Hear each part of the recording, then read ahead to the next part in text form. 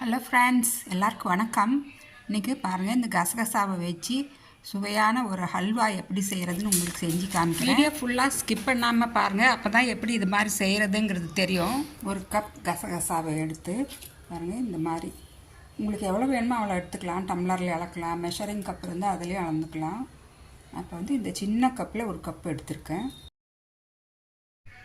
என்னோடய வீடியோ முதல் முறையாக பார்க்குறவங்களா இருந்தால் சப்ஸ்கிரைப் பண்ணிவிட்டு பக்கத்துலேயே ஆளுன்னு இருக்கிற பெல் ஐக்கானை கிளிக் பண்ணிவிட்டு பாருங்கள். இந்த கசகசா நல்லா ஒரு 2 மணி நேரம் ஊறிடுச்சு. இந்த தண்ணியெல்லாம் வடித்து இந்த கசகசாவை மட்டும் எடுத்து நல்லா ஒரு ஃபைன் பேஸ்ட்டாக அரைச்சி எடுத்துக்கலாம். இப்போ பாருங்கள், இந்த கசகசாவை நல்லா வடித்து வச்சுருக்கேன். அதுக்கு பாருங்கள், சுகர் எந்த கப்பில் நாங்கள் கசகசா எடுத்தோமோ அதே அந்த கப்லேயே நீங்கள் அளவாக வச்சுக்கிங்க. அதில் பாருங்கள், ஒரு கப்பு கசகசானா அதே ஒரு கப்பு சுகர் எடுத்துக்கிட்டேன். அதே ஒரு கப்பு பால் எடுத்துக்கலாம். இது காய்ச்சி ஆற வச்ச பாலும் வேணும் எங்களுக்கு, அதையும் எடுத்து வச்சுக்கலாம். நெய்யும் அதே மாதிரி தாங்க, எல்லாமே 1:1:1 தான், இதே அளவு தான் நெய்யும். இப்போ இது நல்லா ஃபைன் பேஸ்ட்டாக அரைச்சி காமிக்கிறேன். ஒரு பேன் வச்சுருக்கேன் பாருங்கள், இது நல்லா நைஸாக ஃபைன் பேஸ்ட்டாக அரைச்சாச்சு. இப்போ இதில் பேனில் கொஞ்சமாக 1 டீஸ்பூன் நெய் ஊற்றிக்கலாம். இப்போ இந்த அரைச்ச கசகசாலாம் இதில் ஆட் பண்ணிக்கலாம்.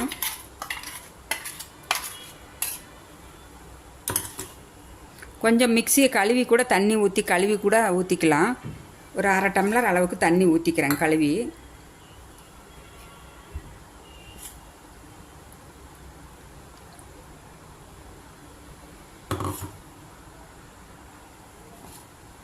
பாருங்கள், இப்போ மிக்சி நல்லா நான் தண்ணி 1 டம்ளர் அளவுக்கு ஊற்றி கழுவி ஊற்றியாச்சு.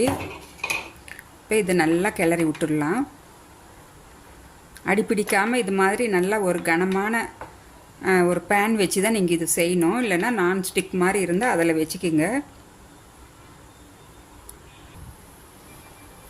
பாருங்கள், கசகசா இப்போ நல்லா கொதித்து நல்லா வெந்துக்கிட்டுருக்கு. இப்போ இதோட பச்சை வாசனை எல்லாம் போயிடும். இது நல்லா வெந்த அப்புறம் நாங்கள் ஸ்மெல் பண்ணி பார்த்தா துளி கூட அந்த கசகசாவோட பச்சை வாசனையே இருக்காது. நீங்கள் இப்போ சுகர் எதுவுமே ஆட் பண்ணாதீங்க. இன்னும் கொஞ்சம் நல்லா அந்த பச்சை வாசனை கம்ப்ளீட்டாக ரெடியூஸ் ஆகட்டும்.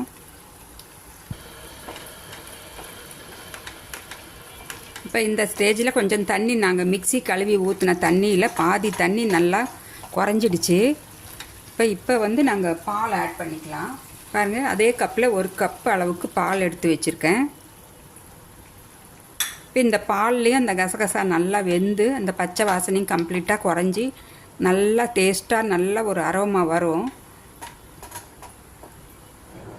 இந்த கசகசா ரெடி ஆகிறதுக்குள்ளார பாருங்கள், இந்த சின்ன பீஸ் ஜாதிக்காய் நட்மெக்குன்னு சொல்லுவோம், ஒரு கால்வாசி பீஸும் ஒரு 4 ஏலக்காயும் இந்த மேல் தோலை எடுத்துகிட்டு உள்ளே இருக்கிற விதையை மட்டும் 1 டீஸ்பூன் சுகரை கூட போட்டு நல்லா ஃபைன் பவுடராக அரைச்சி எடுத்துக்கலாம்.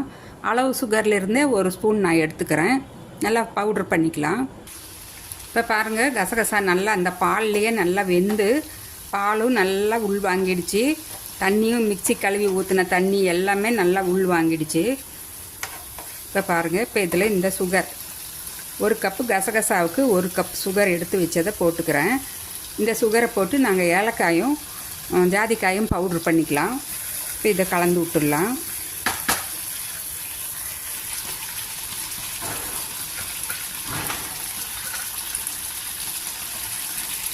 பாருங்கள், இந்த ஜாதிக்காயும் ஏலக்காயும் பவுட்ரு பண்ணியாச்சு. சுகரோடு போட்டு அது இதோடு ஆட் பண்ணிக்கலாம்.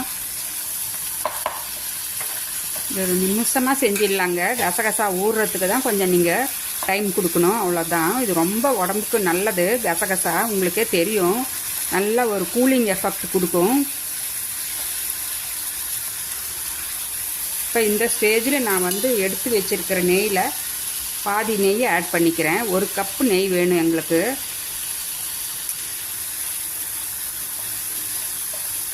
இது மவுத் அல்சர், ஸ்டொமக் அல்சர் அது மாதிரி அடிக்கடி வர்றவங்களுக்கெல்லாம் இது மாதிரி நீங்கள் கசகசாவை ஏதோ ஒரு வகையில் செஞ்சு இது மாதிரி நீங்கள் ஆகாரத்தில் சேர்த்து பாருங்கள். அது மவுத் அல்சரும் வராது, ஸ்டொமக் அல்சர் இருக்கிறவங்களுக்கும் நல்லா ஆகிடும்.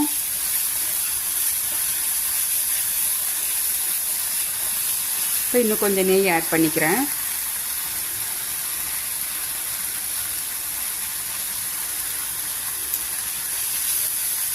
நம்ம வீட்டில் இருக்கிற கசகசாவை வச்சு இவ்வளவு ஹெல்த்தியான ஒரு ஸ்வீட் செய்கிறது நீங்கள் பாருங்கள். எனக்கு இது ரொம்ப ட்ரெடிஷ்னல். எங்கள் வீட்டில் நாங்கள் எதுனாலும் அடிக்கடி இது செய்வோம்.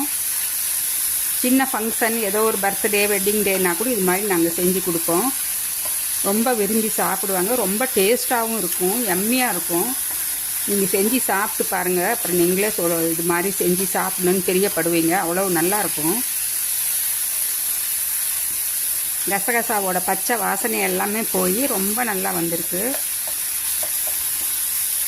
அவ்வளோதாங்க. இன்னும் கொஞ்சம் ஒரு 2 நிமிஷத்தில் நாங்கள் ஸ்டவ் ஆஃப் பண்ணிடலாம். கடாயில் ஒட்டாமல் அப்படி வருது பாருங்கள். இப்போ அந்த நெய்ன்னு கொஞ்சம் நெய் ஊற்றிக்கிறேன். 1 கப் நெய் கூட தேவையில்லை எனக்கு.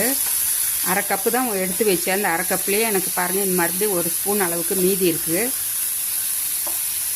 இப்போ நான் ஸ்டவ் கடாயை ஆஃப் பண்ணிட போகிறேன். எம்மியான கசகசா அல்வா ரெடி ஆகிடுச்சு. இது மாதிரி நீங்கள் செஞ்சு சாப்பிட்டு பார்த்து உங்கள் ஃபீட்பேக்கை கமெண்ட்ஸ் போடுங்க. மறக்காமல் ஃப்ரெண்ட்ஸ் ஃபேமிலிக்கும் ஷேர் பண்ணி அவங்களையும் சப்ஸ்கிரைப் பண்ண சொல்லுங்கள். நான் மறுபடியும் உங்களை அடுத்த ஒரு இன்ட்ரெஸ்டிங்கான வீடியோவில் சந்திக்கிறேன். பாருங்கள், இந்த தாங்க நல்லா ஒரே மாதிரி உருண்டு வந்துடுச்சு. இப்போ நான் ஸ்டவ் ஆஃப் பண்ணிட போகிறேன். நான் மறுபடியும் உங்களை அடுத்த ஒரு இன்ட்ரெஸ்டிங்கான வீடியோவில் சந்திக்கிறேன். Bye by.